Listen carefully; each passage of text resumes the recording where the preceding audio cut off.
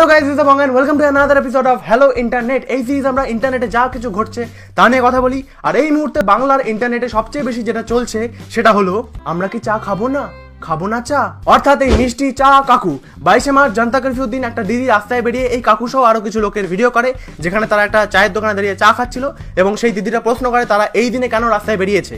যদিও দিদিটা রাস্তায় সেদিন কি করছিল কে জানে। তারপর তিনি সেই ভিডিওটা ফেসবুকে দিয়ে দেন এবং ভিডিওটা হয়ে যায় ভাইরাল।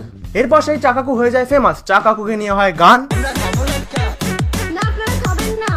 চা কাকুর ওরকম মিষ্টিভাবে বলা কথা নিয়ে অনেকে মিমও শুরু করে দেয়, যেমন আমরা কি বিরিয়ানি খাবো না বিরিয়ানি, আমরা কি ফুল প্যান্ট পরে রাস্তায় বেরোবো না রাস্তায়। কিন্তু কিছু মানুষ কাকুকে উল্টোপাল্টা বলাও শুরু করে, কারণ কাকু ওই দিন কেন বেরিয়েছিল রাস্তায় বা অন্যান্য প্রশ্ন শুরু করে, কাকুকে অ্যাটাক করাও শুরু করে দেয়। কিন্তু আমি যেটা দেখেছি বেশিরভাগ সংখ্যাটা কাকুকে ভালোবেসে, কাকুর ওই কথাটা খুব সুইট লেগেছিল, কিউট লেগেছিল, সেজন্যই মিম বানাচ্ছিল। কিন্তু হ্যাঁ, অনেকে বাজেভাবে অ্যাটাকও করছিল। এরপর চা কাকুর আরও একটা ভিডিও ভাইরাল হয়, যেখানে দেখা যায় চা কাকু মাটি কাটছে এবং চা কাকু দিন মজুরের কাজ করে এবং চা কাকুর বাড়ির অবস্থা খুব একটা ভালো নয় এবং চা কাকু অনেকটা অভাবেই দিন কাটাচ্ছে।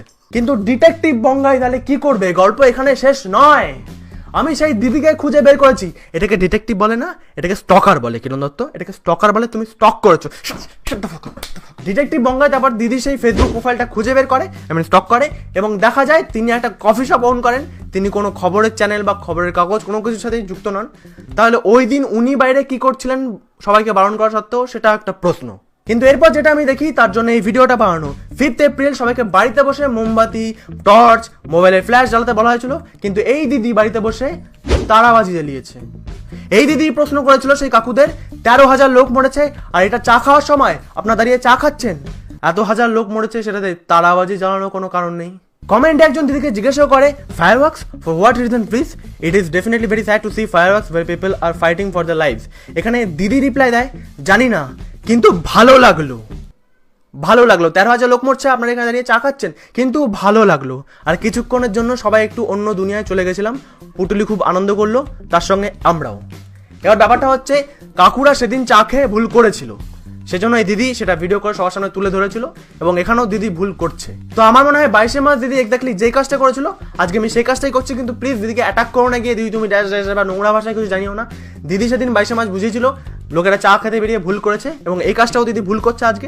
তাই সঠিক ভাষায় সঠিকভাবে দিদিকে বোঝানো উচিত আমার মনে হয়, উল্টোপাল্টা ভাষায় নয়।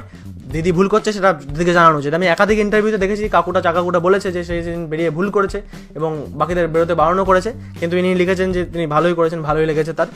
তো সেটা দিদির বোঝা উচিত তিনি ভুল করেছেন। তিনি হয়তো তারাবাজি জ্বালাচ্ছেন, কিন্তু তাকে দেখে তার পাশের বাড়িতে চকলেট বোমা ফাটাতে পারি।